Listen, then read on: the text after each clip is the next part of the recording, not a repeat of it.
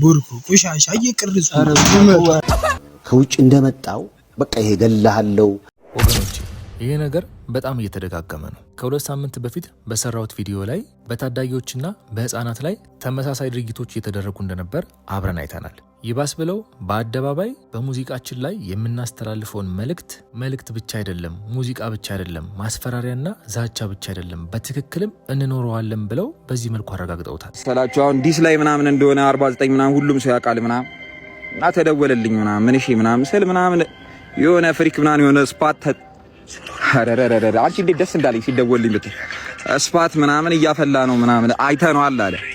ማፍላት አይደለም ዱርያ አይደለም አያፈላም። ጣስንበት ገብቷችኋል። ስንጥስበት የት ይገኛል?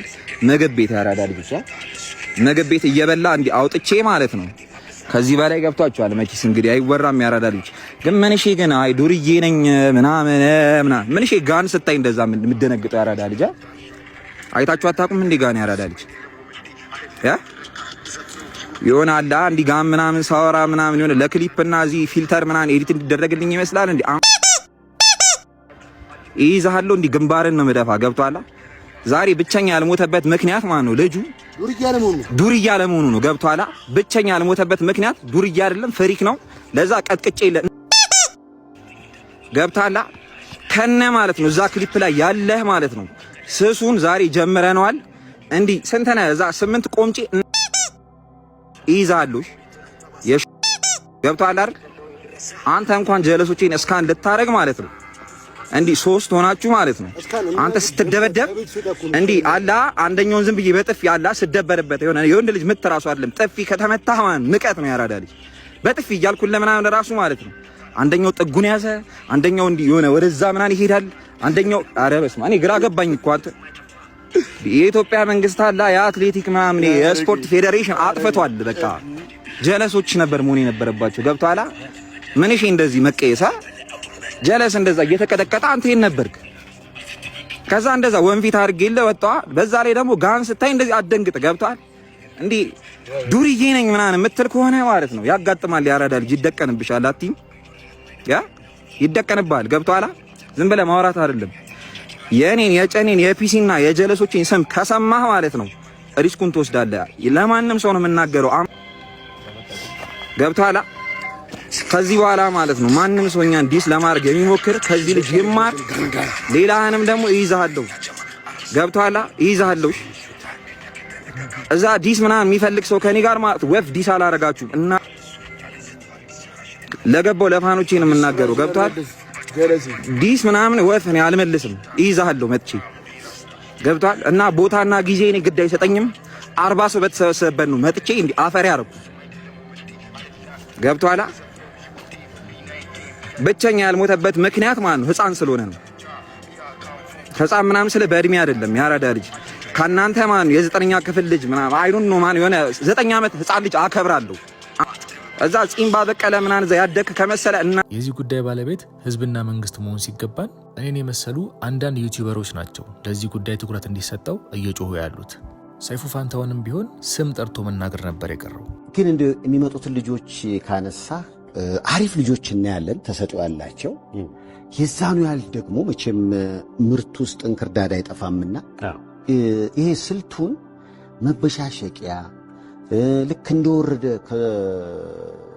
ከውጭ እንደመጣው በቃ ይሄ ገላሃለው ወይ እንዲያረጋለው መጥፎ ጸያፍ ቃላትን የሚለዋወጡ ራፖችንም እየሰማው አንተም ሰምታችሁ? አዎ ሰምቻችኋል። ምን አልክ ታዲያ? ልጆች ናቸው።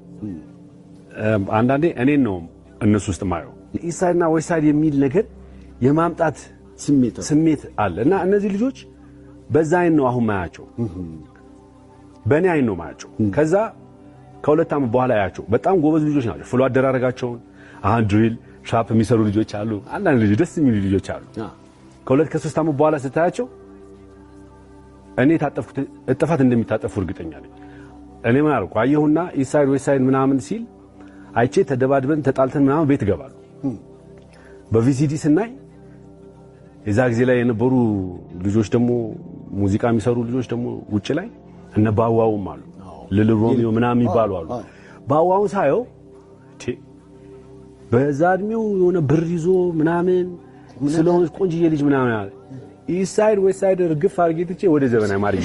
ወገኖቼ ይሄ የሚቀለድበትና ዝም የሚባል ጉዳይ አይደለም። በቪዲዮ ላይ እንደምታዩት አብዛኛዎቹ አዲስ አበባ ውስጥ የሚኖሩ ይመስላሉ። የሚሰሯቸውን የሙዚቃ ክሊፖች ዘመናዊ አስመስለው ለመስራት ይሞክራሉ እንጂ ሁሉም የድሪል ዘፋኞች በመላው ኢትዮጵያ የተበተኑ ናቸው። ከአዲስ አበባ ተነስቶ ጅማ፣ ወላይታ፣ ድሬዳዋ እስከ መቀሌ ድረስ በመላው ኢትዮጵያ ተበትነው ልክ እንደተጠመደ ቦምብ ጊዜያቸውን ቀናቸውን እየጠበቁ ይገኛሉ።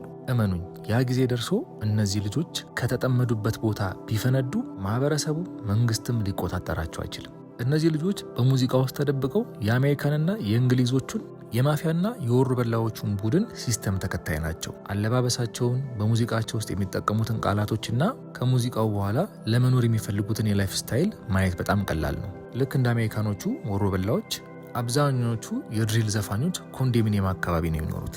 ለድሪል ሙዚቃ መገኘትና መፈብረክ ትልቁን ድርሻ የምትወስደው የአሜሪካኗ ከተማ ቺካጎ ኦብላክ ከተማ ብትሆንም ልክ እንደ አሜሪካኖቹ ሁሉ እያንዳንዱን ነገር ካለባበስ፣ ካነጋገር፣ ከዘፈን እስከ ላይፍ ስታይል ድረስ ተኮርጆ ነው ወደ ሀገራችን የመጣው። የአሜሪካኖቹ ማፊያዎች ኮንዶሚኒየም ውስጥ ነው የሚኖሩት። የእኛም ሀገሮቹ ኮንዶሚኒየም ውስጥ ነው የሚኖሩት።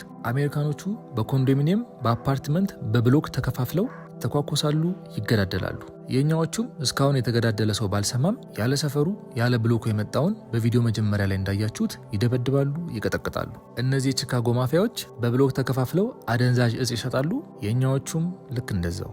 ወገኖቼ እንደዚህ አይነት እንቅስቃሴ ያለባቸው ቦታዎች ወንጀል ብቻ አይደለም ያለው፣ የአባላዘርና የኤችአይቪ በሽታ ስርጭትም ከፍተኛ ነው። አስባችሁታል? ግን በዚህ ሁኔታቸው ቢቀጥሉና ከ5 እና ከ10 ዓመት በኋላ እነዚህ ታዳጊዎች ምን ሊሆኑ እንደሚችሉ የወንጀል ስርጭቱ ከፍተኛ ይሆናል። ማንም ሰው በሰላም ወጥቶ አይገባም። እኔም ለዚህ ነው በተደጋጋሚ ፕሮግራም እየሰራው ትኩረት እንድንሰጠውና እዛ አካባቢ ያለው ችግር ትኩረት እንዲሰጠው እየሞከርኩ ያለሁት። እውነት ግን ያየኸውን ያስተዋልከውን የተሰማህን ነገር ንገሬን ካላችሁ ግን እነዚህ ልጆች ከባድ ችግር ውስጥ ነው ያሉት። የሚበሉት፣ የሚጠጡት፣ የሚኖሩት፣ የሚዘዋወሩት አንድ ቦታ ነው። መልሚያውም መጥፊያውም ኮንዶሚኒየም ግቢ ውስጥ መሆኑ ነገሩን የበለጠ ያከብደዋል። አንተ የማን አድናቂ ነህ? እነሙቢ ደስ ይላል። ማን ናቸው ግን? ያላወቋቸው አዲስ አበባ ሙቢ። እኔ አሁን ምን እፈራለሁ መሰለህ ካልክ አሁን የመጡት የድሪል ቢት ራፖችን አሁን እፈራለሁ።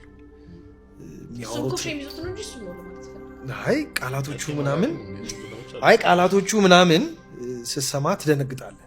በቃ ትክክለኛ የውጭ ሀገር የለመድነው አይነት የለም። በቃ የሚያስፈራው አይነት ገልብጠውታል። እነሱ በደንብ ነው የገለበጡት። እንደ ሂፕ ሆፕ ግን አታስዋሸኝ፣ ወደዋለሁ። እኔ እንደውም ድሪል ላይ የምሰማቸው ራፖች አሁን ያሉትን አሁን ያንግ ጀነሬሽኖቹን በጣም ጎበዞች ናቸው። ስለ ማለት ነው ሆኖ አያውቅም። መቼም ሰላማዊ ሆኖ አያውቅም። የሚገርመኝ ነገር ሁሌ ጥልና መግድ አይደለም። አስተውለህ ታውቃለህ? እስኪ የትኛው ድሪል ዘፈን ነው ሰላም ያለው? አራዳ ልጆች ዘፈኑ ሰምታችሁታላ? ክሊፑ ላይ ያላችሁት እስካን ከዛ ቀቡ ነው ያልከው። የማያመልጠኝ እስካን ከዛ ቀቡ እመጣልሃለሁ። መጀመሪያ እኛ የሰራነውን ጨርስ። ይሄ ከኛ ከሁለታችን የተላለፈ መልእክት ነው ማለት። ትበሳለህ፣ ትረሳለህ። ማንንም ላይ እንዳዝ ጭራሹኑ ማለት ይሄ እኮ 4 እና 9